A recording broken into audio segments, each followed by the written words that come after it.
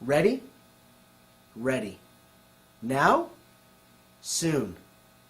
Do the scientists really know? Will it happen today? Will it? Look, look, see for yourself. The children pressed to each other like so many roses, so many weeds intermixed, peering out for a look at the hidden sun. It rained.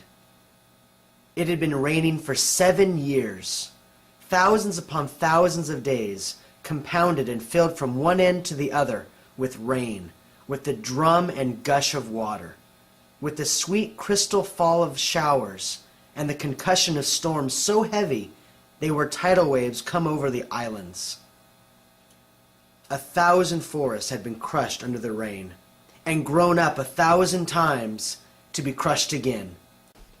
And this was the way life was forever on the planet Venus. And this was the schoolroom of the children of the rocket men and women who had come to a raining world to set up civilization and live out their lives. It's stopping. It's stopping. Yes, yes. Margot stood apart from them, from these children who could never remember a time when there wasn't rain and rain and rain.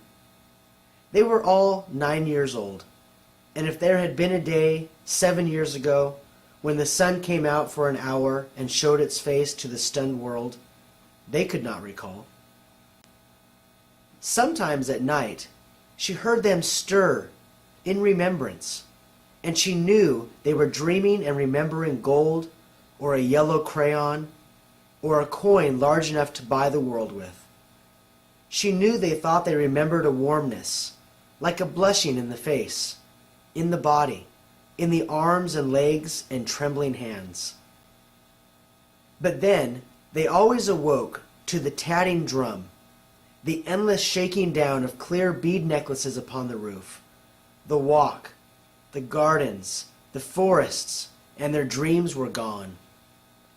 All day yesterday, they had read in class about the sun, about how like a lemon it was, and how hot.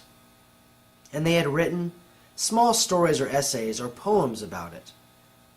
I think the sun is a flower that blooms for just 1 hour. That was Margot's poem, read in a quiet voice in the still classroom while the rain was falling outside. Ah, you didn't write that, protested one of the boys. I did, said Margot, I did. William, said the teacher. But that was yesterday. Now the rain was slackening, and the children were crushed in the great thick windows. Where's teacher? She'll be back. She'd better hurry. We'll miss it. They turned on themselves, like a feverish wheel, all tumbling spokes. Margot stood alone. She was a very frail girl who looked as if she had been lost in the rain for years, and the rain had washed out the blue from her eyes, and the red from her mouth, and the yellow from her hair. She was an old photograph dusted from an album, whitened away, and if she spoke at all, her voice would be a ghost. Now she stood separate, staring at the rain and the loud, wet world beyond the huge glass. "What are you looking at?" said William. Margot said nothing. "Speak when you're spoken to." He gave her a shove, but she did not move. Rather, she let herself be moved only by him and nothing else. They edged away from her. They would not look at her. She felt them go away. And this was because she would play no games with them in the echoing tunnels of the underground city. If they tagged her and ran, she stood blinking after them and did not follow. When the class sang songs about happiness and life and games, her lips barely moved. Only when they sang about the sun and the summer did her lips move as she watched the drenched windows.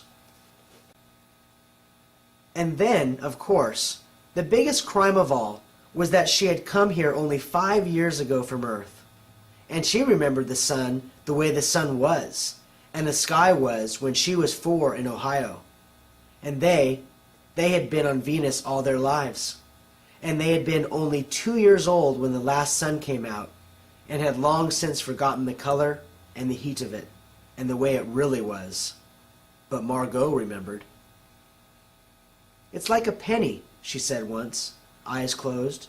"No, it's not," the children cried. "It's like a fire," she said, "in the stove." "You're lying. You don't remember," cried the children. But she did remember, and stood quietly apart from all of them, and watched the patterning windows.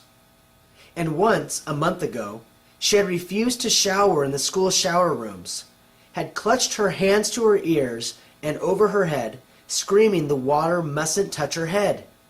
So after that, dimly, she sensed it. She was different, and they knew her difference and kept away. There was talk that her father and mother were taking her back to Earth next year. It seemed vital to her that they do so, though it would mean the loss of thousands of dollars to her family. And so, the children hated her for all these reasons of big and little consequences. They hated her pale snow face, her waiting silence, her thinness, and her possible future. "Go away." The boy gave her another push. "What are you waiting for?" Then, for the first time, she turned and looked at him. And what she was waiting for was in her eyes. "Well, don't wait around here," cried the boy savagely. "You won't see nothing." Her lips moved. "Nothing," he cried. "It was all a joke, wasn't it?" He turned to the other children. "Nothing's happening today, is it?" They all blinked at him, and then nothing. Understanding, laughed, and shook their heads. "Nothing, nothing." "Oh, but," Margot whispered, her eyes helpless. "But this is the day the scientists predict. They say they know the sun." "All a joke," said the boy, and seized her roughly. "Hey, everyone, let's put her in a closet before teacher comes." "No," said Margot, falling back. They surged about her, caught her up and bore her, protesting, and then pleading, and then crying, back into a tunnel, a room, a closet, where they slammed and locked the door. They stood looking at the door and saw it tremble from her beating and throwing herself against it. They heard her muffled cries. Then, smiling, they turned and went out and back down the tunnel, just as the teacher arrived. "Ready, children?" She glanced at her watch. "Yes," said everyone. "Are we all here?" "Yes." The rain slackened still more. They crowded to the huge door. The rain stopped. It was as if, in the midst of a film concerning an avalanche, a tornado, a hurricane, a volcanic eruption, something had, first, gone wrong with the sound apparatus, thus muffling and finally cutting off all noise, all of the blasts, the repercussions, and thunders, and then, second, ripped the film from the projector and inserted in its place a peaceful tropical slide which did not move or tremor. The world ground to a standstill. The silence was so immense and unbelievable that you felt your ears had been stuffed or you had lost your hearing altogether. The children put their hands to their ears. They stood apart. The door slid back, and the smell of the silent, waiting world came into them. The sun came out. It was the color of flaming bronze, and it was very large.